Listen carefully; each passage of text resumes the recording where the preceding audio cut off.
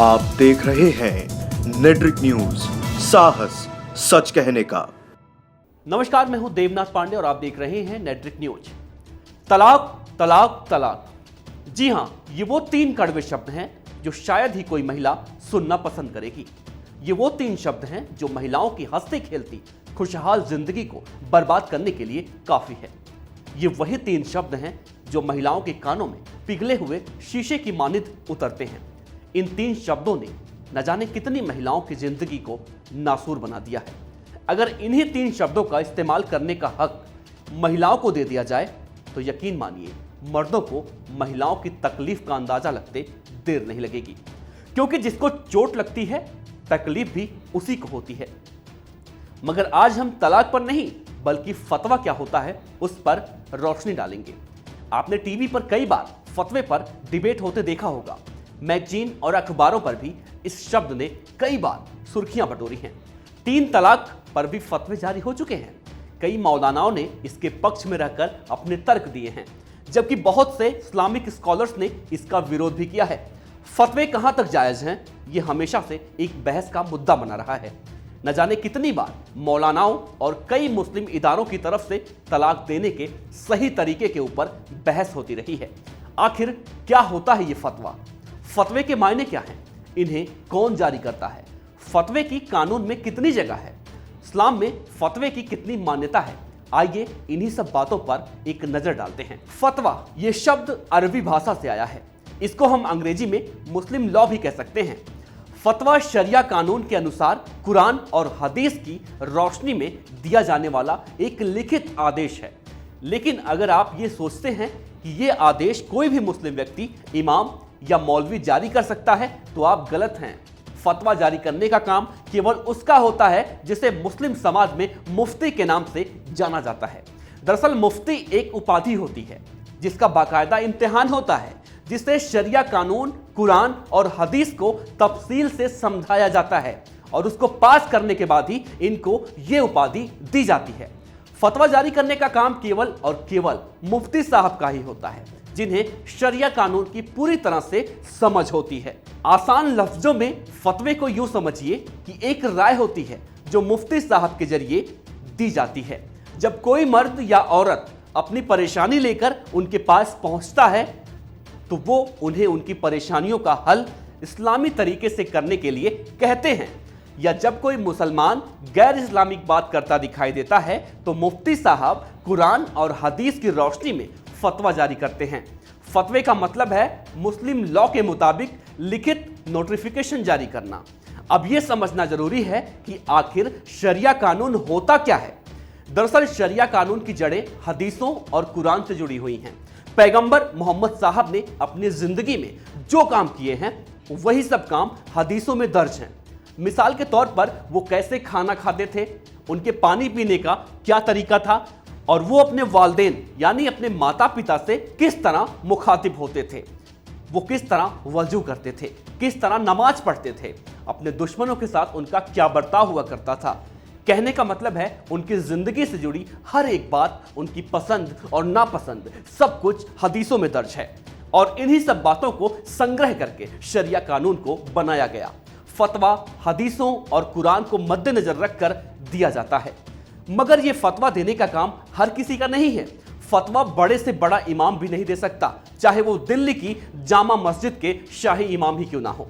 यह हक सिर्फ और सिर्फ मुफ्ती साहब का होता है।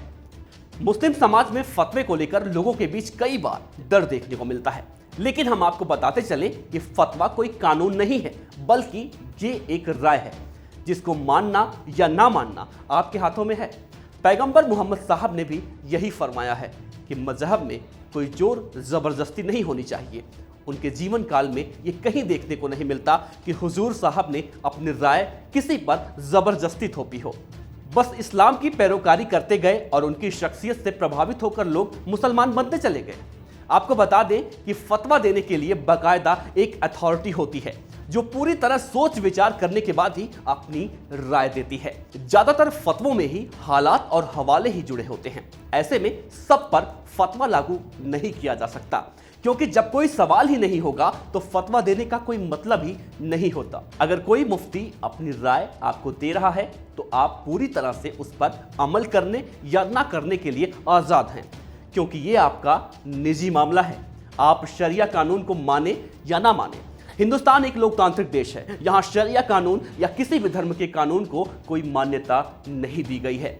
अगर कोई आप पर जबरदस्ती शरिया कानून थोपता है तो ये आपके अधिकारों का उल्लंघन होगा। शरिया कानून और फतवों की मान्यता सिर्फ वहां तक सीमित है जो इस्लामिक देश हैं, वहां इन्हें कानून लागू कराया जा सकता है, मगर भारत जैसे देश में इसे लागू करने की कोई व्यवस्था नहीं है।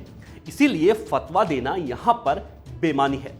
ये कहना गलत नहीं होगा कि कुछ मौलवियों ने फतवों का गलत इस्तेमाल किया है। उदाहरण के तौर पर ट्रिपल तलाक को ही लीजिए। इस्लाम के जानकारों और आला मुफ्तियों की नजरों में एक साथ 3 तलाक बोल देना गैर इस्लामिक है और ये महिला पर किसी अत्याचार से कम नहीं है। लेकिन अगर कोई महिला इसे मानने से इनकार कर दे तो उस पर फतवा जारी कर दिया जाता है। इसी तरह एक महिला के बलात्कार के बाद कुछ मौलवियों ने उस महिला को अपने ससुर के साथ शादी करने के लिए मजबूर किया और उसके मना करने के बाद फतवा जारी करने की धमकी दे दी गई। कुछ नासमझ मौलानाओं ने इस्लाम के जानकारों और उलेमाओं की छवि धूमिल करने में कोई कोर कसर नहीं छोड़ी है। साल 2005 में दिल्ली के एक पत्रकार विश्वलोचन मदान ने सुप्रीम कोर्ट में दारुल कज़ा और दारुल इफ्ता पर जनहित याचिका दायर की। उनके मुताबिक ये दोनों संस्थान अदालत के रूप में लगातार काम कर रहे थे और मुस्लिम भाइयों और बहनों को अपने फैसले सुनाया करते थे, जिसके बाद सुप्रीम कोर्ट ने अपना रुख साफ करते हुए कहा कि फतवों को कोई कानूनी मान्यता नहीं दी जाएगी। सुप्रीम कोर्ट ने यह भी साफ कर दिया कि अगर कोई मुफ्ती धार्मिक मसले पर उनकी राय नहीं लेता है तो दारुल कज़ा, दारुल इफ्ता या कोई और इस्लामिक इदारा उसको फतवा मानने के लिए मजबूर नहीं कर सकता। कोर्ट ने इस बात से भी पर्दा उठाया कि बेकसूर लोगों को परेशान करने के लिए मजहब या आस्था का इस्तेमाल हरगिज नहीं किया जा सकता। अगर कोई भी धार्मिक गुरु किसी पर भी जबरदस्ती धार्मिक रीति रिवाजों को थोपेगा तो वो कोर्ट का दरवाजा खटखटा सकता है। 2005 में ही उत्तर प्रदेश के मुजफ्फरनगर में रहने वाली इमराना भी एक फतवे की शिकार हुई थी। उनके ससुर पर यह आरोप लगा था कि उन्होंने इमराना को अपनी हवस का शिकार बनाते हुए उसका बलात्कार किया। स्थानीय पंचायत और नासमझ कुछ मौलानाओं ने आनंद फानन में यह फरमान सुना दिया कि इमराना अपने पति को अब बेटा मानेगी, लेकिन इमराना ने मौलानाओं के इस फैसले को दरकिनार करते हुए अपने पति के साथ रहना जारी रखा। इस मामले ने तूल पकड़ा और ये बात दारुल उलूम देवबंद तक जा पहुंची। दारुल उलूम ने फतवा जारी करते हुए इमराना को अपने पति को बेटा मानने और अपनी बाकी की जिंदगी अपने ससुर के साथ एक पति की हैसियत से गुजारने के लिए दबाव बनाया, जो इंसानी रिश्तों को तार तार करने के अलावा और कुछ नहीं था। इमराना के अलावा और भी बहुत से बेतुके फतवे जारी किए जा चुके हैं। मिसाल के तौर पर सानिया मिर्जा की स्कर्ट पहनकर खेलने पर फतवा जारी हो चुका है। मर्दों के बाल डाई करना, मुस्लिम युवकों का दाढ़ी न बढ़ाना, सिनेमा देखना और भी अनगिनत मामले सामने आते रहते हैं। हमारे अपने मुस्लिम भाई बहनों से अपील है कि वो फतवों से डरे नहीं बल्कि उनको समझें। हमारा मकसद आपको हुजूर मोहम्मद के बताए गए रास्ते से भटकाना नहीं बल्कि उनके बताए गए सही रास्ते पर चलने के लिए प्रेरित करना है। फतवा वो हो ही नहीं सकता जिसकी वजह से किसी की जिंदगी खराब हो जाए या वो समाज में मुंह दिखाने लायक ही ना रहे। हमारी अपने मुफ्तियों को ये सलाह है कि अगर फतवा जारी करना ही है तो ऐसे वालिदैन पर करें जो अपनी औलादों को पढ़ने से रोकते हैं, ऐसे भाइयों पर करें जो अपनी बहनों पर इस्लाम का हवाला देते हुए जुल्म करते हैं, ऐसे ससुर पर फतवा जारी करें जो अपने बहू पर गलत नजर रखते हैं। इस्लाम एक बहुत ही मॉडर्न मजहब है। कुरान और हदीस को समझें और इल्म से मोहताज मौलानाओं से फासला बनाकर रखें। तो अब तक के लिए इतना ही। अगर आप ये वीडियो फेसबुक पर देख रहे हैं तो हमारे पेज को लाइक करें और यूट्यूब पर देख रहे हैं तो हमारे चैनल नेट्रिक न्यूज को सब्सक्राइब जरूर करें। शुक्रिया। हमारे साथ जुड़े रहने के लिए हमारे YouTube चैनल को सब्सक्राइब करें, साथ ही बेल आइकन को दबाएं। नेट्रिक न्यूज की खबरें सबसे पहले देखने के लिए।